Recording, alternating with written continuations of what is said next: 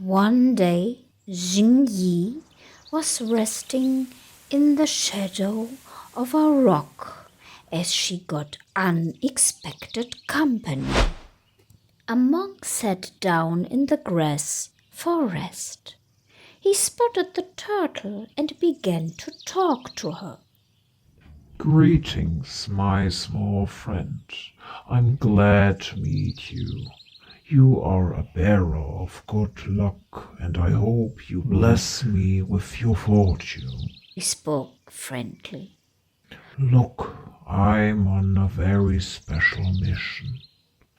I'm called Yuan Chi. My monastery fled into exile in Taiwan 60 years ago, long before I was even born. Now I returned here to its cradle with a group of disciples to reignite people's interest in Buddha's teachings and mastering of the mind of our Shaolin circus. I had a pet turtle when I was a little boy, and I wish you could accompany us, but I don't think it would be right to withdraw you from your freedom and natural habitat. He mused with a sad smile. Then there was a plop sound, and Jingyi had turned into a semi-humanoid form, crying, "I'd love to join you." The Buddhist priest screamed and jumped. "I know what you take me for, one of those deceiving women demonesses luring men into their death, but I'm not," she pleaded with him. "I might be a water spirit, but I had been a Buddhist nun for quite some time until the emperor ordered our temple to be destroyed. I know all the scriptures by heart, and I was taught the art of Wing Chun Kung Fu, or more precisely, its core basics." The head monk looked at her stunned. Well, He finally stuttered. in the great epic journey to the west, Tripitaka's disciples were reformed demons too. It's just they were all male. Jingyi felt her heart sink. But then her face lit up again. "Maybe I can take the shape of a monk," she gushed out. "I never tried, but might be able to." Wait, The priest said, thinking hard and scrunching his face. you might be right the way you are, but is there a unique skill you master? "I can create mandalas with my mind," she replied. He gave her a doubtful look. Maybe we find something else for you to do. Anyway, if you still want to dedicate your life to enlightenment, I wholeheartedly invite you to join our circus. A few months later, Apsu and Jingyi saw her appearing at the circus as an escape artist in her humanoid form. Her webbed hands hidden in gloves that only let out her claws she needed to pick the locks, and added an artificial fifth finger, and her ears wrapped under a turban like a headdress.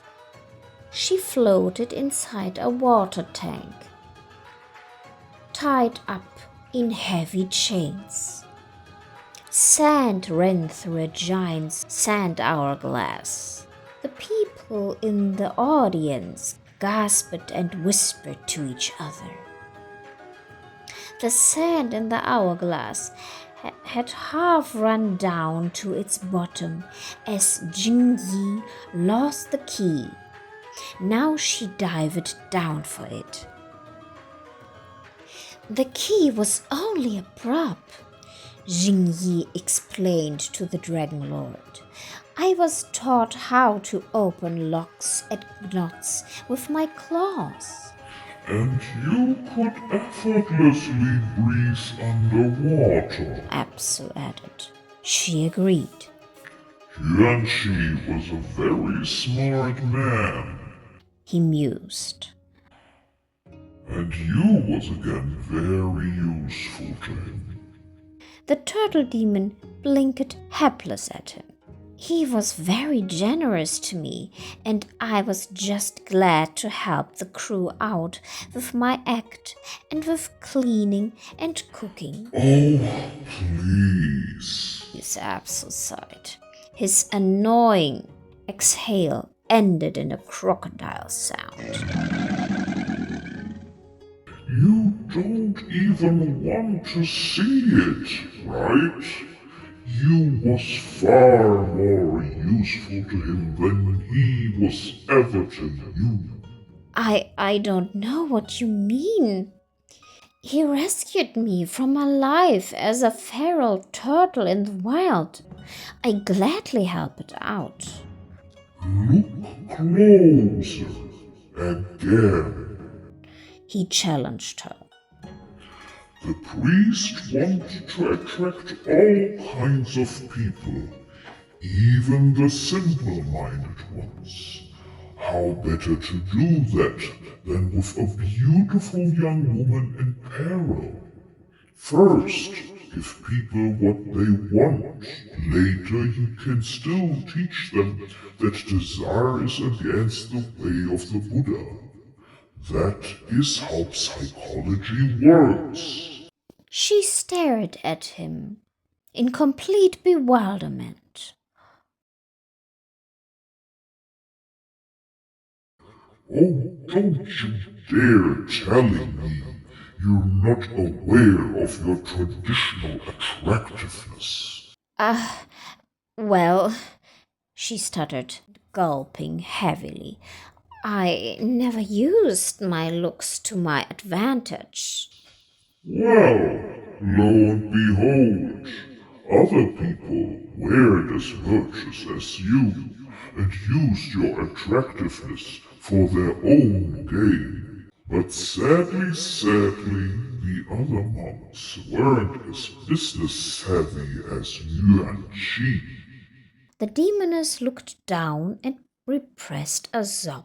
Together they traveled forward inside her mind. The police was raiding the circus. They had arrested a young man that was still in Shaolin training. What is going on here, Captain? What has happened? The priest demanded to know, storming out of his wagon. This monk is involved in transactions and delivery of narcotics for the Velvet Tiger clan, The cop informed him. Yuan Chi's expression didn't change as he told the policeman, Leave the boy out of this. He knows nothing and he's barely a child. I'm in connection with the Velvet Tiger clan and I can show you where the stashes are hidden. The convicted youngster and all monks looked mortified. And the policeman followed the priest's lead. So he took the bullet for the boy. Apsu concluded in a matter-of-fact tone. Yes, he was selfless like that, Jingyi uttered. Of course he was a Buddhist. The Dragon Lord commented, unimpressed. Officially, he died from pneumonia in prison. The demoness replied, But the other Shaolin at the circus didn't believe that. They said he was either tortured or beaten to death. Because he couldn't actually tell the police anything about the drug cartel. Apsu finished her thoughts. She nodded in agony. And then they blamed you for all this. Yes, Jingyi admitted. They said I brought bad luck over the circus as a woman and a demoness. I was no longer allowed to perform. Of course not. The Dragon Lord sighed. With the monks, everything just played out the same as it did with the nuns. First you became the scapegoat, then he was demoted to a servant, and eventually got abandoned by the ordeal. Rinse and repeat. The dragon and the turtle leaped forward in time. Now Jingyi's wagon stood all alone in the meadow. The sun above the hills dawned, as peaceful as if this was just another beautiful morning. As the Yao guy pulled her curtains aside, she noticed that all the other wagons were gone. In a panic, she stumbled out of her wagon and called for the monks. She ran the lush green meadow up and down. Not a single soul all around, let alone a few farmers working in the fields many hectares away. Jingyi saw her devastated past self falling down on her knees in the grass, weeping and shaking uncontrollably.